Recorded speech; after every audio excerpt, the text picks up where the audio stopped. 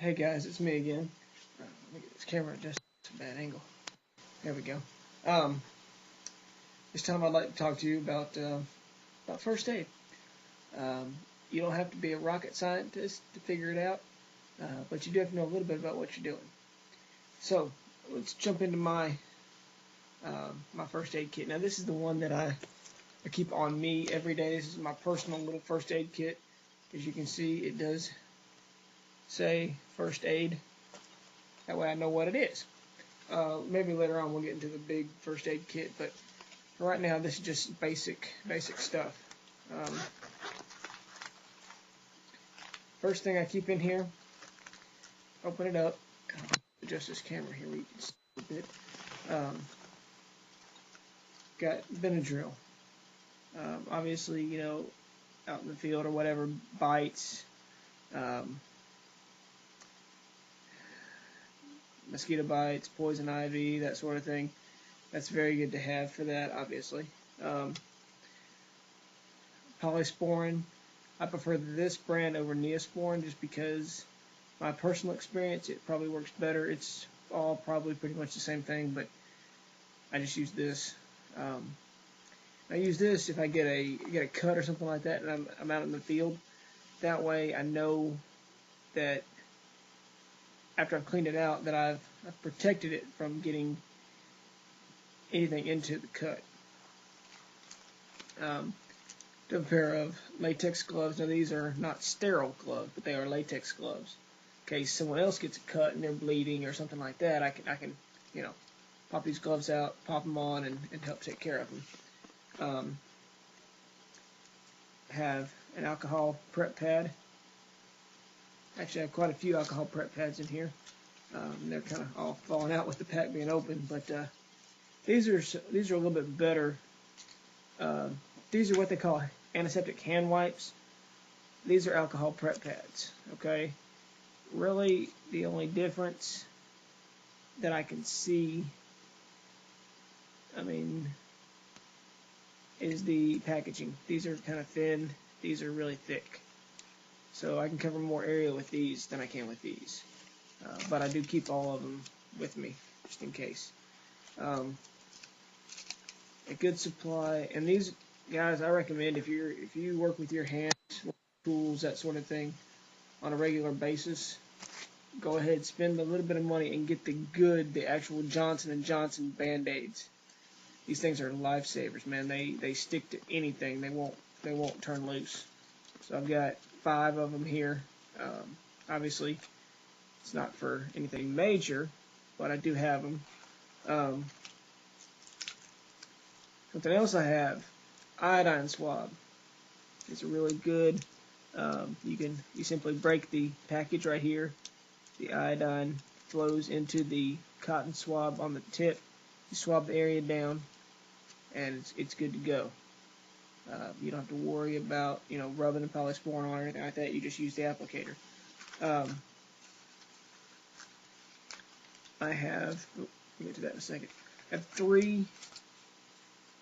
two 2-inch offset bandage compress with non-adherent pads. Basically 2x2.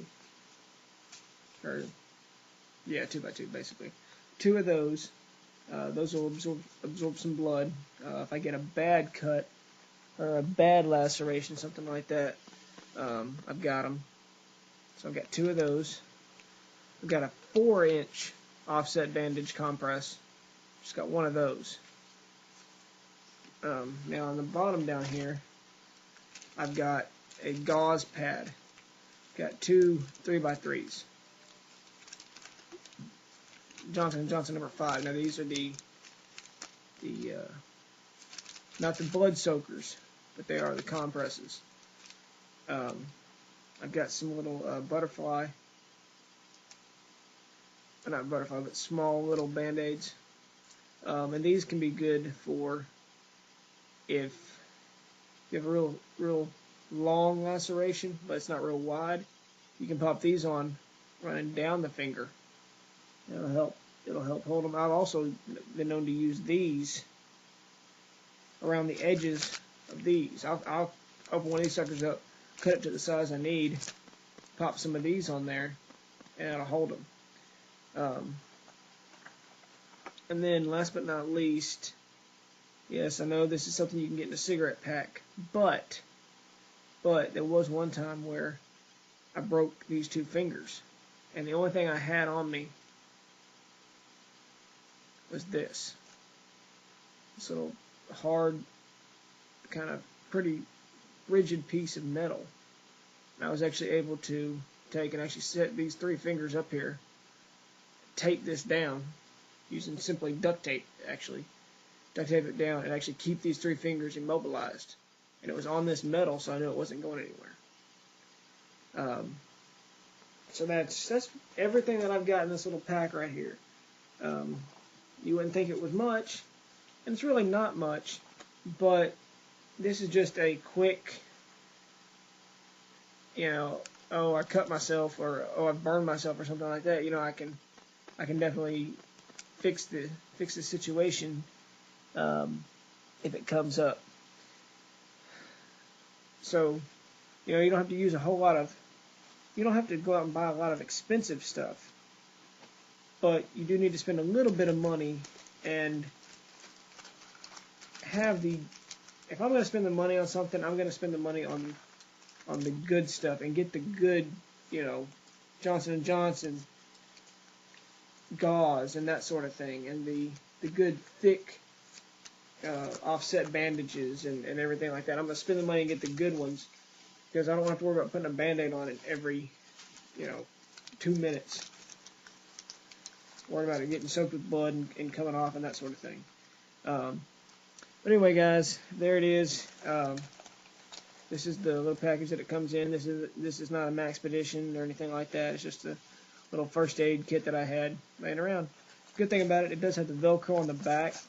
So I've got like a Velcro on a pocket or something like that on the inside. I can just Velcro it to it, and it's good to go. So guys, I hope this kind of gives you an idea of what you may want to get in the future. Maybe give you some ideas of stuff to use in the future. So thanks, and we'll see you later.